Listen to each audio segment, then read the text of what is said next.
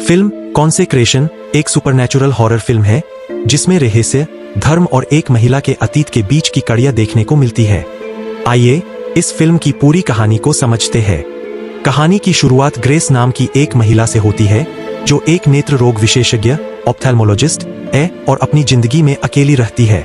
उसे स्कॉटलैंड के एक दूरदराज के कॉन्वेंट से फोन आता है कि उसके भाई माइकल, जो एक पादरी थे, की संदिग्ध मौत हो गई है। पुलिस इसे एक आत्महत्या का मामला मान रही है जिसमें माइकल ने एक और पादरी को मारकर खुद को भी मार डाला। लेकिन ग्रेस को इस पर यकीन नहीं होता।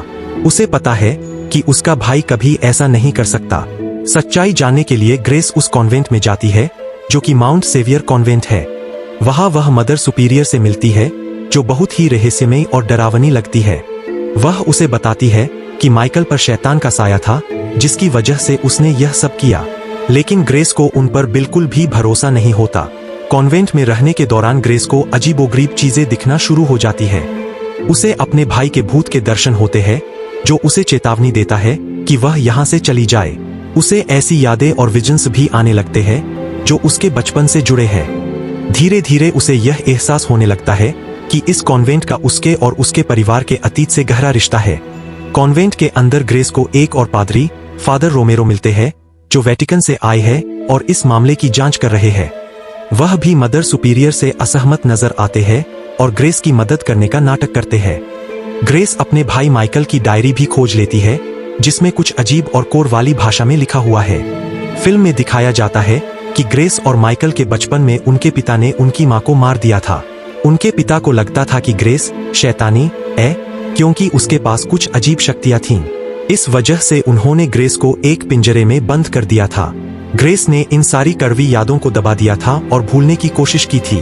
जैसे जैसे ग्रेस कॉन्वेंट में ज्यादा समय बिताती है उसे पता चलता है कि यहाँ की नने और पुजारी एक बहुत ही खतरनाक और पुरानी प्रथा में शामिल है।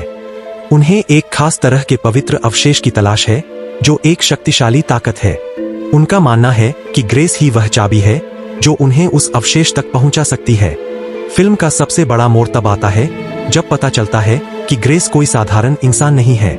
उसके पास अलौकिक शक्तियां हैं और उसके बचपन में जब भी कोई उसे या उसके भाई को नुकसान पहुंचाने की कोशिश करता था तो एक अदृश्य शक्ति उस पर हमला कर देती थी। बाद में यह खुलासा होता है कि यह अदृश्य शक्ति कोई और नहीं बल्कि ग्रेस का ही शैडो या उसका ही एक दूसरा रूप था जो उसकी रक्षा करता था। यह भी पता चलता है कि कॉन्वेंट में जो पादरी माइकल को मारकर आत्महत्या का केस बनाया गया था वह भी इसी छिपी हुई सच्चाई को उजागर करने की कोशिश कर रहा था। वह कॉन्वेंट के गहरे रहस्यों को जानता था और उसे पता था कि उसकी बहन ग्रेस कोई खास है। क्लाइमेक्स में फादर रोमेरो और नने मिलकर ग्रेस को उस अवशेष के पास ले जाती है और उस पर कॉन्सेक्रेशन, पवित्र करने की प्रक्रिया का अनुष्ठान करने की कोशिश करते हैं। उनका मानना है कि ऐसा करने से वे उसकी शक्तियों को नियंत्रित कर सकते हैं और उनका इस्तेमाल कर सकते हैं। ग्रेस को यह समझ आ जाता है कि यह सब उसकी शक्तियों को छीनने और उसे खत्म करने की साजिश है। वह खुद को बचाती है और अपनी शक्तियों का इस्तेमाल करती है। अंत में यह पता चलता है कि ग्रेस दरअसल कोई शैतानी ताकत नहीं है जैसा कि चर्च उसे मानता है। वह एक बहुत ही दुर्लभ और शक्तिशाली इंसान है जिसके पास चमत्कार करने की क्षमता है। फिल्म का अंत एक खुली कहानी के साथ होता है जहां ग्रेस अपनी शक्तियों को स्वीकार करती है और यह तय करती है कि वह इनका इस्तेमाल अच्छाई के लिए करेगी। फिल्म में यह सवाल छोड़ा गया है कि क्या जो चीजें चर्च के धर्म से मेल नहीं खाती क्या वे हमेशा शैतानी होती है या फिर उन्हें सिर्फ इसलिए बुरा माना जाता है क्योंकि वे चर्च की सत्ता और नियंत्रण के लिए खतरा होती है। यह फिल्म एक धीमी और मनोवैज्ञानिक हॉरर है जिसमें डराने से ज्यादा कहानी और रहस्य पर जोर दिया गया है।